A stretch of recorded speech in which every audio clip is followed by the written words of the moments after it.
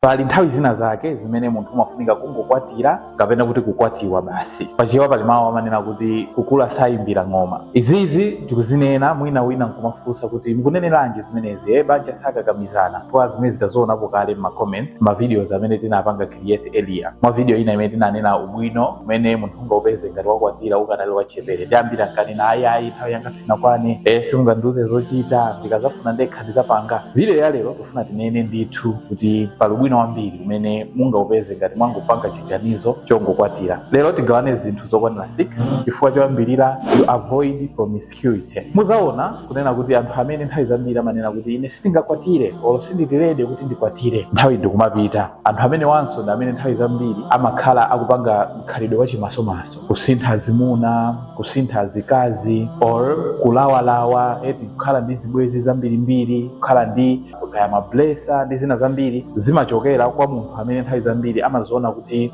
banja licha likamumanga komano akhale independent posazipanga attached to the family kuti azitha kupanga mkhalidwe ngati umenewo. Komanso muzaona kuti munthu wanga chonchiyo amasowekera timati stable and focused life chifukwa chonena kuti ma programs ukupanga kuti weekend iyi ndiyenda ndi ndani or ndimusangalase ndani, pafoni kucheza ndi ma partners ambirimbiri. So life yako imakhala yovuta kuti ingakhale stable komanso ikhale focus pa chinthu chimodzi. Zinthu zimene zizosiyana kwa munthu amene wakwatiwa kapena wakwatira. Komanso chinthu cha number 2 companionship and support. Munthu amene sanakwatiwe kapena sanakwatire amasowekera ndithu companionship. Palitu ubale wina umene sungaupeze wina kulikonse. Ubale umene umakhala pakati pa mwamuna ndi mkazi wake ndi ubale umene sungaupeze kwa ma brothers wako kaya kwa ma sisters ako kaya kwa makolo ako kaya kwa ma friends ako. So umakhala ndithu ukusowekera that companionship komanso ukusowekera support yomwe imakhala yofunikira kwambiri imene sungaipezenso kuchokera kwa munthu aliyense kupatulapo mkazi wako kapena kuti mwamuna wako. Ndiye mmene mumakhala zinthu zomwe timati shared responsibilities pakati pa mwamuna ndi mkazi.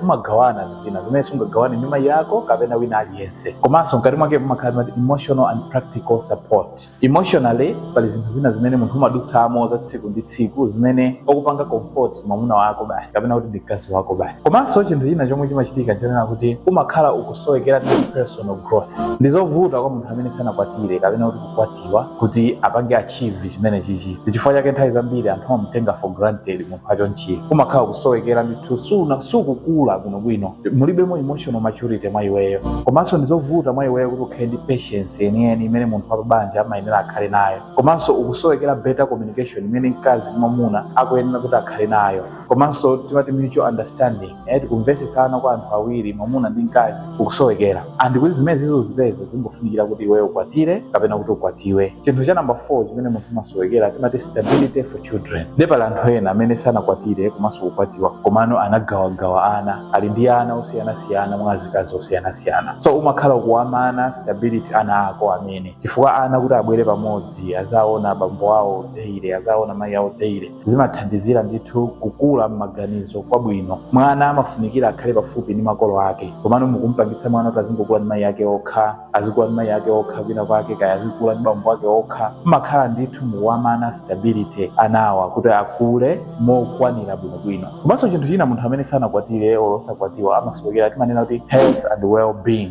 Zimakhala zovuta takupanga ni imagine bachelor nyumba life imakhala yovuta even kuzisamalira, kuklina ziwiya, kuchapa kaya ndizovala.